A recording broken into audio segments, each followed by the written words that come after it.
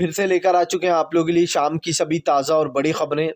एक एक कर कर आपको सारी खबरों की जानकारी देंगे आज देश दुनिया में क्या कुछ हो रहा है। दरअसल सबसे पहली जो बिग ब्रेकिंग निकल आ रही, मेवालाल को शिक्षा मंत्री बनाकर फंस गई एनडीए। लोगों ने उठाए सवाल तो नहीं दे रहे हैं लोगों का जवाब। इसके बारे में आपको विस्तार से बताएंगे। वहीं पर दूसरी बिग ब्रेकिंग में हम आपको बताएंगे संबित पात्रा को हाई कोर्ट ने लगाई फटकार। कहा यह बीजेपी का दफ्तर नहीं है जो जब चाहे मुंह उठाकर चले आते हो। जी हाँ, इसके बारे में भी आपको विस्तार से बताएंगे। वहीं पर तीसरी बिग ब्रेकिंग में हम आपको बताएंगे तेजस्वी यादव का एनडीए पर बड़ा हमला। कहा भ्रष्टाचारी लोगों को एनडीए में शामिल किया जा रहा है, जिसको राष्ट्रगान नहीं आता उसको शिक्षा मंत्री बना दिया गया। वो आगे शिक्षकों को क्या सलाह देगा, इसके बारे में भी आपको विस्तार से बताएंगे। वहीं पर अगली बिग ब्रेकिंग में हम आपको बताएंगे, जी हाँ दरअसल आप लोग बता दें तेज बहादुर यादव, जी हाँ तेज बहादुर यादव ने जो याचिका दायर की थी जिसके चलते आप लोगों को बता दें मोदी की जो यहाँ पर सदस्य छिन सकती है।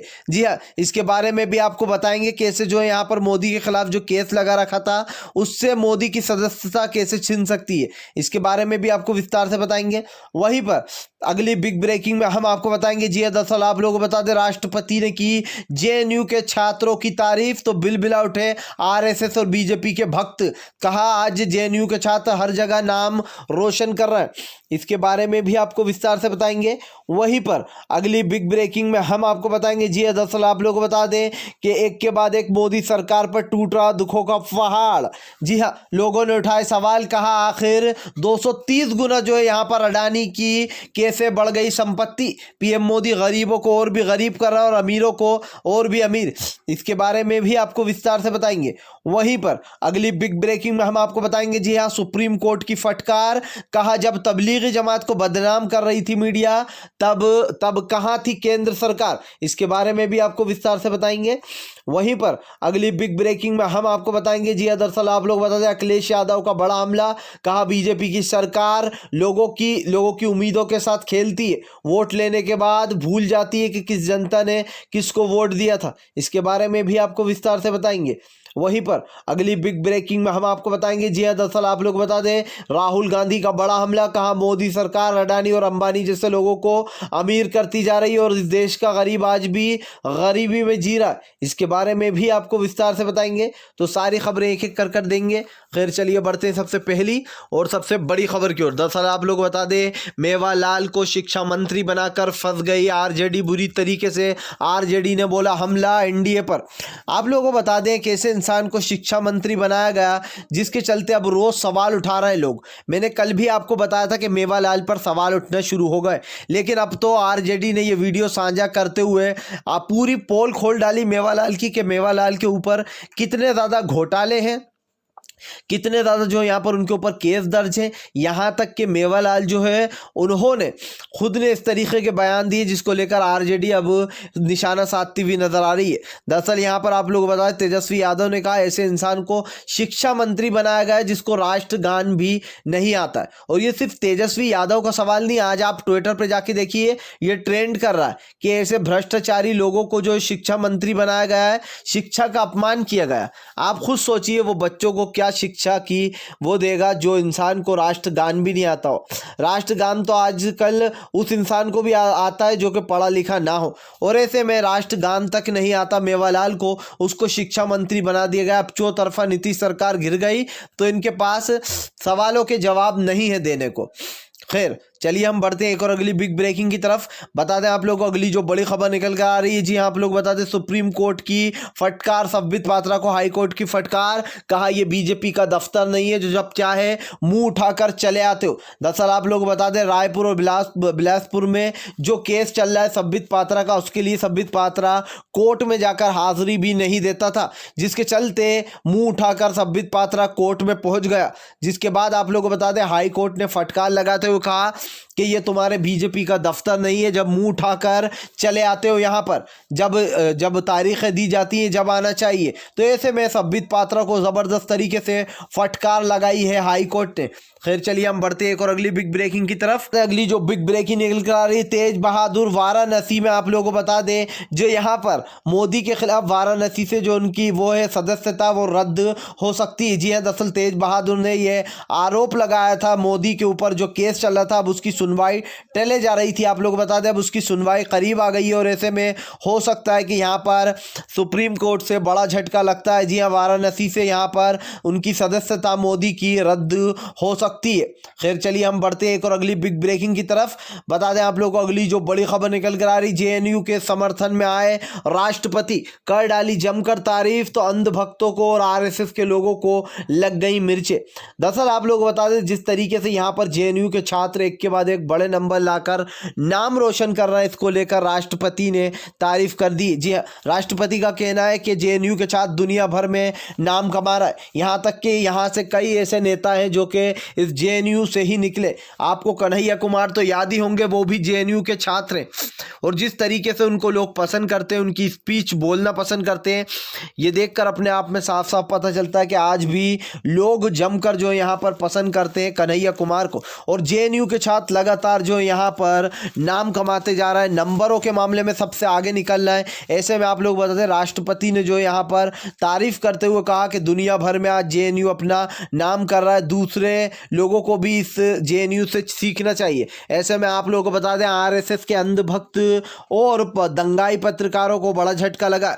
जी हाँ, सुहेल चौहान के तो आपको याद ही होगा, जो कि अभी कुछ दिन पहले तक कह रहा था कि आखिर ये लोग इतने इतने नंबर जिहादी कैसे ला रहा है और जानबूझकर हिंदू मुसलमान वाला एंगल लाया जा रहा था इसमें भी। तो अब आप खुद सोचिए कि कैसे यहाँ पर राष्ट्रपति ने तारीफ की जेएनयू के छात्रों की और अब अंधभक्तों को बड़ा झटका लग गया। खैर चलिए हम बढ़ते हैं एक और अगली बिग ब्रेकिंग की तरफ।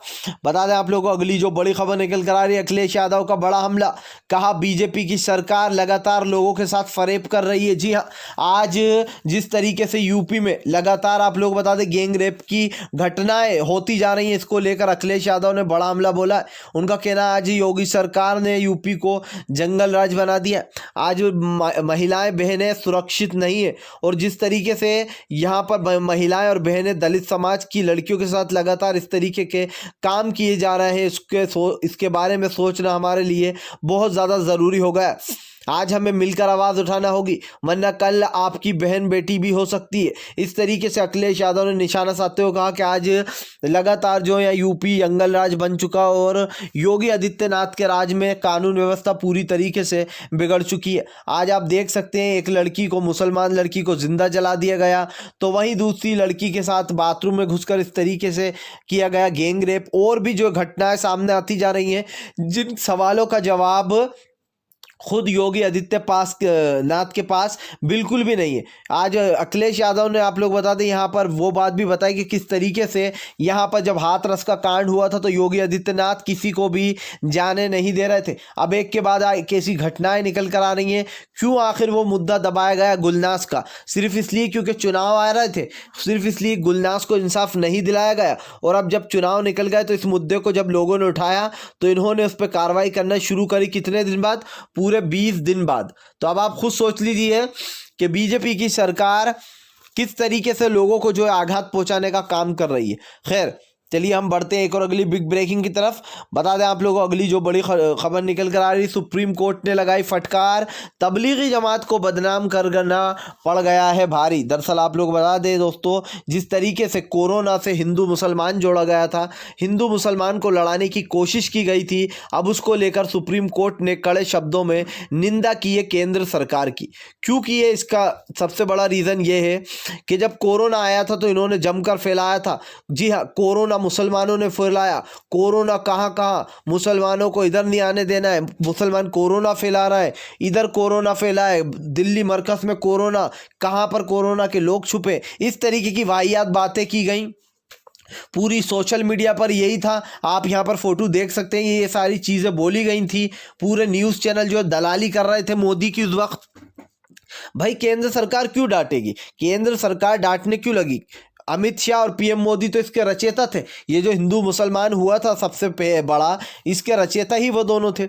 और ऐसे में सबसे बड़ी बात ये आ जाती है कि कोरोना को हिंदू मुसलमान से जोड़ना ये कहाँ तक सही था और कहाँ तक गलत। कोई भी बीमारी किसी धर्म से नहीं जोड़ी जा सकती, क्योंकि कोई भी बीमारी किसी धर्म से पैदा नहीं होती है।